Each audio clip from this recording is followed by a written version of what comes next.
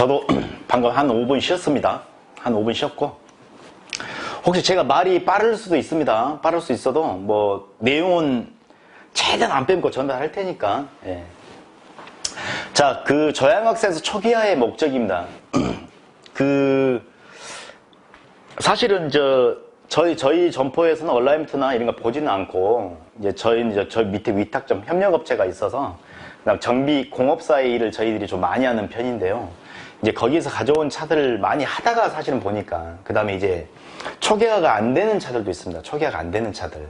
이제 그런 차들이 좀 있는데, 이 MDPS는 충격이 가면 된다, 안 된다, 이런 얘기도 많잖아요, 사실은요. 이제 직접적인 충격이 가져버리면 어쩔 수 없어요. 이제 그게 어떻게 확인하시면 되냐면, 초기화가 된가, 안 된가 확인하시면 돼요.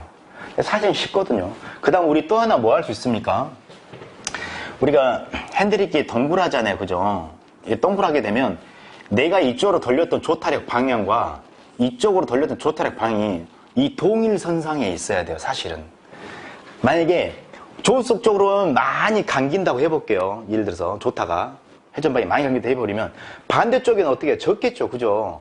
그럼 얘는 누가 봐도 초기화가 안 되는 거죠, 저양각이.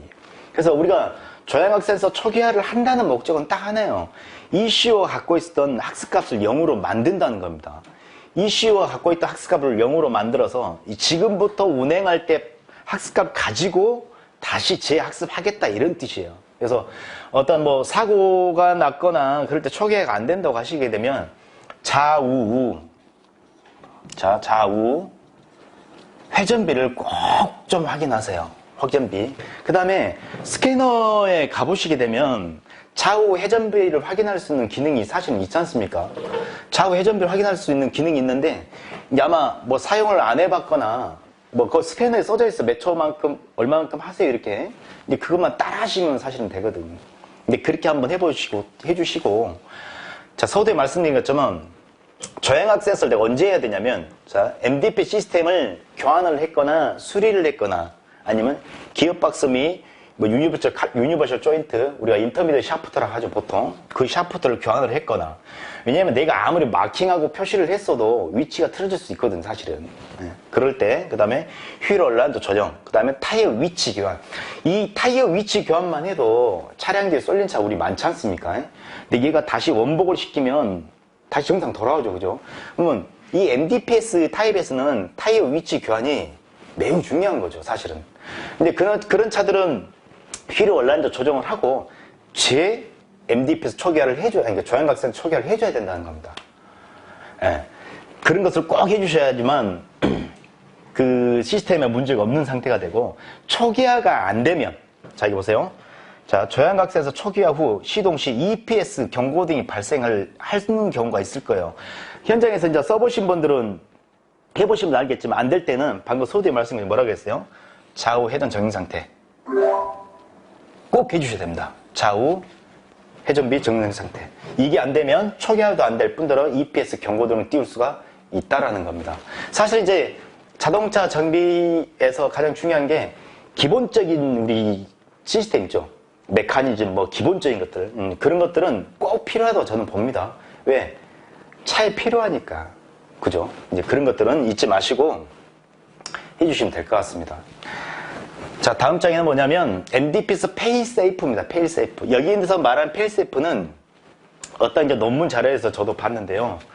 이제 여기서 말한 것은 우리 토크 센서가, 이건 이제 토크 센서인데, 이 토크 센서에도 마스터가 있습니다. 이걸 마스터라고 하면 토크 센서 마스터라고, 요건 토크 센서 슬레이브라고 합니다. 그 다음에 얘는 SAS는 저양각 센서라고 합니다. 근데 기존에 이게 왜 그러냐면, 만약에 얘가 고장이 났거나 얘는 살아있었을 때 저양각이 먼저 받잖아요. 그러면 둘 중에 하나가, 원래는 여기 토크 센서 마스터하고 이 슬레이버 여기, 이게 지금 토션 바잖아요. 두 개의 비틀림 각을 놓고 가지고 토크를 계산을 했었어요. 근데 이 둘 중에 하나가 고장이 나버리면 안 되더라, 이거죠. 안 되더라. 왜? 초창기 매뉴얼 상태 넘어가고 무파워 시스템은 돼버린다는 소리입니다, 이게. 그래서 최근에는 시스템이 어떻게 바뀌었냐면, 이 토크 센서 안에, 사실 그림을 크게 그려놓은 거지만, 헬드 칼럼에 이 토크 센서 안에가 이런 구조로 돼 있다는 겁니다. 그래서, 토크 센서 슬레이브하고 마스터 요 사이에 바를 그 토션 바를 만들어 놓고 각 조향각을 뒤로 보내버렸어요. 뒤로 보내버렸더니 둘 중에 하나가 고장이 나더라도 둘 중에 하나 값의 데이터를 가지고 핸들을 돌릴 수 있다는 거죠. 우리가 EPS 경고등이 뜨더라도 핸들이 가벼운 차들 있죠, 그죠? 그 핸들만큼 막 기계판이 바짝바짝 하지만 실제로 핸들이 무거워 그냥 그러진 않죠. 바로 이 시스템이 개발이 돼서 그렇습니다. 이게 이 위치만 싹 바꿔버린 거예요. 뭐 사실은 뭐 정비성이 뭐 필요하지는 않습니다만 우리가 이제 고장이 나면 DTC를 믿으시고 조향각 센서, 뭐 토크 센서 이런 고장이 발생하면 DTC를 믿으세요. DTC를 믿고 왜냐면 이걸 수리할 수 있는 부분이 아니다 보니까 고장 코드를 보고 할 수밖에 없는 거죠. 우리가 이걸 어떻게 수리하겠어요, 그죠?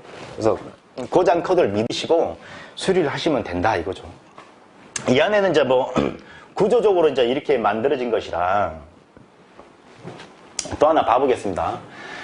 자, 이제 요거는 스캐너에 있는 기능 중에 하나이고요. 스캐너는 기능 중에 하나이고, 스캐너 기능 중에 하나인데, 내가 이제 어떤 작업을 했단 말입니다. 어떤 작업을 하고 나서 작업 후에 해야 될 것들이 있어요, 사실은. 자, 그러면 전자식 EPS, ECU 교환 후라는 게 있습니다. ECU를 교환하게 되면 뭘 알아야 됐어요? EPS 사양 인식을 해줘라는 뜻입니다. 자, 여기서 EPS 사양 인식은 뭐냐면, 사실 대륙. 이게 대륙은 뭐냐면 유럽, 그 다음 또 뭐 아시아. 이게 있고 또 하나는 연료입니다, 연료. 이게 경유냐, 휘발유냐, 이걸 이 시스템을 입력을 해주는 소리예요. 자, 사양 인식을 해주셔야 되겠고, 당연히 아까 서두에 말씀드린 것처럼 조향각 센서 해주셔야 되고, ECU를 교환하게 되면 이 두 가지 꼭 해주셔야 된다는 거죠. 그죠? 그 다음에 우리 좌우 회전비, 이제 예를 들어서 이제 뭐 NDPS ECU만 파샬로 교환했을 때, 파워백만 교환했을 때는 회전비는 안 맞춰도 되겠죠. 많이 맞다고 생각하면. 그러나 이제 뭐 칼럼에 있는 조향장치를 내가 교환했다고 생각이 되면 NDPS 테스트를 꼭 해주셔야 됩니다. 모터 드리븐 파워 스티어링이라 해서 여기 있는 그 테스트를 좌우 양쪽의 회전비를 정확하게 해주셔야 된다는 겁니다. 그래서 이 세 가지는 잊지 마시고 항상 어떤 작업 후에는 해줘야 된다라고 생각하시면 될 것 같아요. 뭐 에어백이 하거나 뭐 그런 건 없잖아요, 그죠? 스캐너로만 따라서 하시면 되니까. 그 다음에 또 교체하고 난 다음에 만약에 모터를 내가 교환했죠, 그죠? 모터를 교환하게 되면 여기 뭐가 있습니까? 상수값. 예, 그 모터 뒤쪽에 바코드가 이렇게 있을 겁니다. 그럼 이 바코드 제일 뒤에 있는 숫자 두 자리를 이렇게 넣어주시게 됩니다. 얘가 현재 65로 돼 있거든요. 그러면 65만 넣어주시면 되고, 끝난 다음에 여기 있는 빈 넘버, 차량번 넘버 있겠죠? 예, 그거를 넣어주시게 되면 정상적으로 수리 절차는 끝납니다. 그 다음에 뭘 해야 되겠습니까?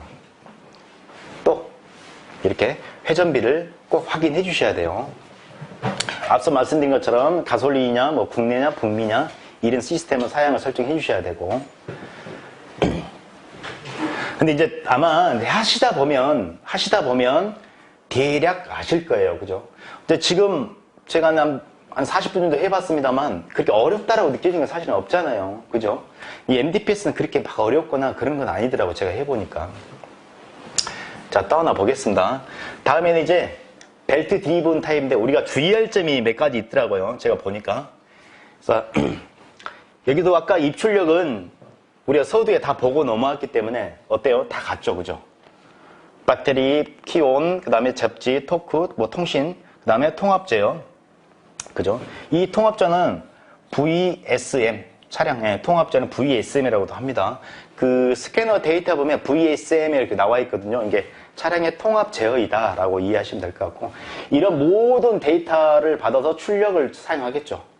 긍정적인 목적은 뭐 자율주행이라고 제가 설명드렸었고, 이런 어떠한 데이터들이 기반이 있어야 자율주행을 할 수 있지 않겠습니까? 자, 이거는 정보적으로 하나 보셔야 되는데요. 만에 하나 내가 어떠한 여기 보면 이 볼트들이 지금 여기 보이시죠, 그죠?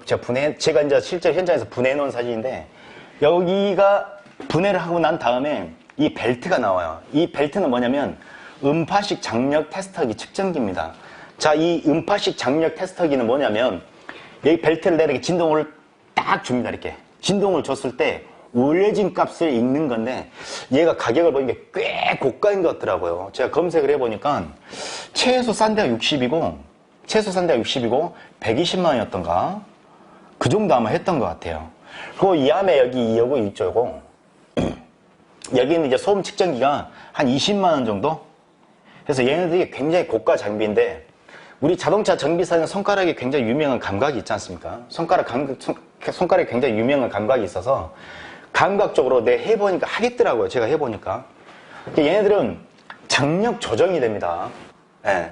실제로 이제 여기는 이제 하우징이 연결되어 있는 상태고요. 이 벨트들이 있죠. 이 벨트도 당연히 회전 방향대로 방향은 있겠죠. 그 다음에 여기에 보면 볼트 자리, 체결 자리가 이게 U자 홈이잖아요. 이건 뭡니까?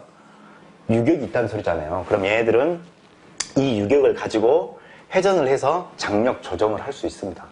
제가 이걸 뒷장에서 동영상 한번 봐볼게요. 제가 해봤던 건데, 봐보겠습니다, 이것도. 자, 자세히 봐보시면, 처음에 분해할 때 이렇게 좀 헐겁잖아요, 그죠? 얘는 이제 고장이 난 차고, 제가 장력을 이미지로 당겨봤습니다, 이렇게. 어때요? 굉장히 땅땅하죠, 그죠? 네. 이 장력 조정을 할 수 있다는 겁니다.